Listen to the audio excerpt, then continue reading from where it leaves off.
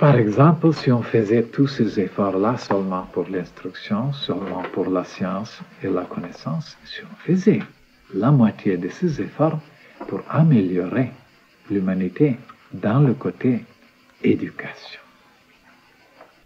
Alors, si l'instruction et l'éducation se réunissaient en harmonie, alors ça sera mieux.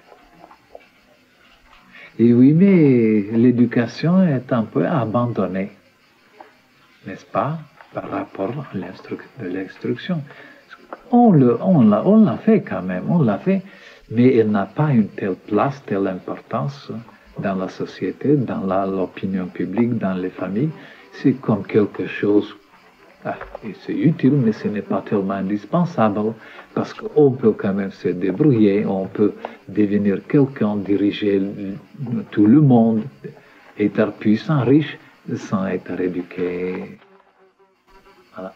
Un peu plus de toupet, un peu plus de volonté, un peu plus se débrouiller sans scrupules, sans connaissance, conscience, sans bonté, et voilà. Alors on voit que l'éducation n'est pas tellement utile pour l'avancement.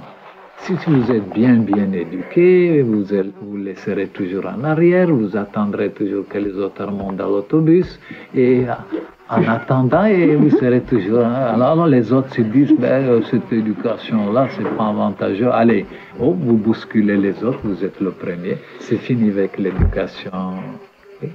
Parce que si tout le monde était éduqué, on aurait respecté certaines règles. Mais comme il y a certains qui sont éduqués, d'autres qui ne sont pas éduqués, alors ceux qui sont éduqués sont toujours la victime. Une bonne poire pour les autres. Et à la fin, les éduqués, ils se révoltent, ils disent pourquoi alors nous devons être si bêtes, si stupides, quand les autres ne font aucun égard envers nous. Et ils commencent à les imiter, ils commencent à se débarrasser de cette drôle d'éducation qui ne rapporte rien, que des coups seulement, des blessures, n'est-ce pas? Et ils commencent, voilà, une compétition. Oui, parce qu'on n'a pas encore vu et compris l'avantage de cette affaire-là. On ne l'a pas expliqué, on n'a pas vu le bon côté. Hein?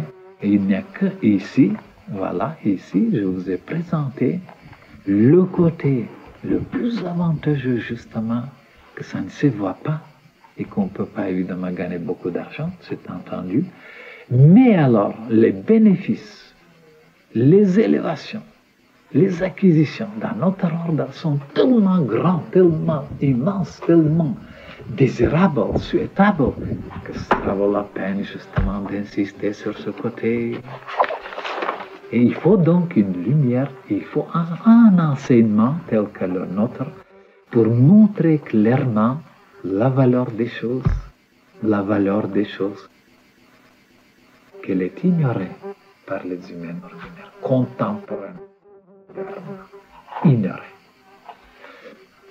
Depuis quelques jours, vous voyez, je me suis arrêté sur ces choses-là. Je vous ai montré l'utilité, la puissance, et quels sont n'est-ce pas, les éléments qui sont cachés dans l'humilité. Vous avez compris? Ça n'a jamais été expliqué comme ça. Et c'est pourquoi ce n'était pas avantageux d'être humble. D'être humble, oh là là, c'est d'être écrasé, d'être piétiné, d'être évincé, d'être laissé de côté et de souffrir toute la vie. Mais maintenant, comme moi je vous ai expliqué, qu'est-ce que c'est l'humilité? Comment l'intellect doit céder la place au mental supérieur. Et que s'il ne cédait pas la place, s'il ne le laissait pas se prononcer, lui, venir s'installer, et diriger, guider, éclairer, l'homme ne pouvait jamais arriver à la solution de ses problèmes, de ses désirs. Et comme je vous ai expliqué, ça devient clair, ça devient évident. Alors là, ça vaut la peine. Pourquoi il faut être justement humble? Et pas être humble envers n'importe qui, je n'ai jamais dit ça. Envers n'importe qui, d'être humble, stupide.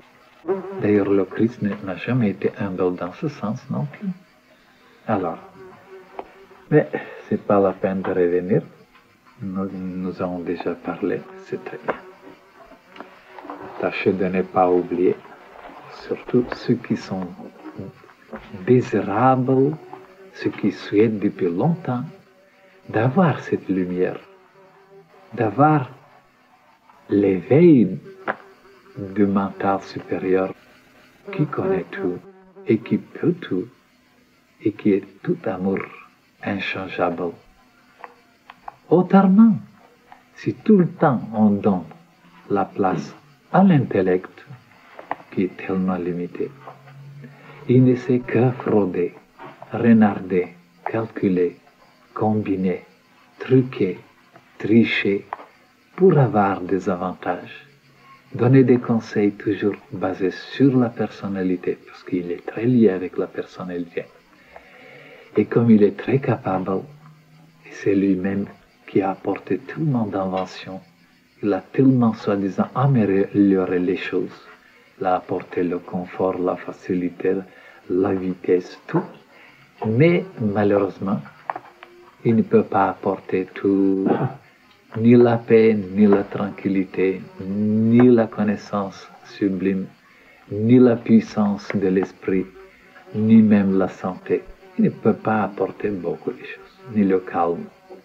Alors il faut que le jour arrive quand il sera tellement satisfait de lui-même et quand il verra qu'il ne peut pas franchir les limites pour aller beaucoup plus loin, pour voir dans son main tout ce qui se passe dans le monde entier et même dans le monde invisible, quand il s'apercevra qu'il n'est pas capable, Dieu ne lui a pas donné cette possibilité, il faut qu'il s'humilie, qu'il reconnaisse qu'il y a quelque chose qui le dépasse et qu'il est toujours là, cette chose-là qui le dépasse, et que cette chose-là attend pour qu'il lui cède la place pour venir s'installer et apporter des possibilités nouvelles qui vont jusqu'à l'infini.